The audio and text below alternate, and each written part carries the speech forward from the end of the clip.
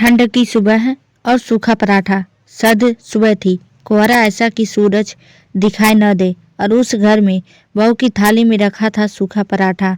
ना मक्खन ना अचार, बस चुप्पी। कविता शादी के बाद पहली सर्द सुबह ससुराल में जगी। मायके में माँ कहती थी, सर्दी में पराठा मक्खन के बिना अधूरा है। यहाँ अधूरापन ही नियम था। सास संतोष देवी हमेशा बोलती, मक्खन फालतू खर्च है। ससुर लालचंद खामोश रहते।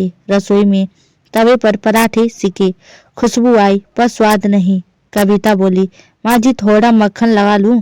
सास बोली, इतना काफी है। सास ससुर की थाली, पराठा, मक्खन, अचार। कविता की थाली, सूखा पराठा। कविता ने पराठा तोड़ा।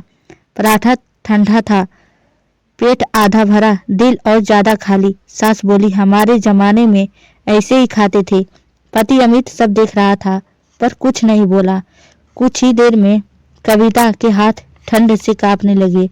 बाहर कोहरा था, अंदर खामोशी। पड़ोस की सादा चाची अचानक आ गई। सादा बोली, बहू का पराठा सूखा क्यों?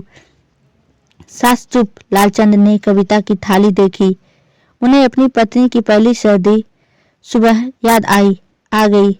ससुर बोले, घर की बहू है, मेहमान नहीं। ससुर ने कहा, मक्खन लगाया करो। तवे से गर्म पराठा उतरा, ऊपर से मक्खन पिघला। कविता की थाली में गर्म पराठा, मक्खन, अचार। पहली बार सर्द सुबह गरम लगी। अमित बोला, अब सबके लिए एक जैसा। सिर्फ सूखा पराठा से पेट नहीं, रिश्तों को भी सूखा कर देता है। उस घर सुबह पराठा बदला, घर भी बदल गया।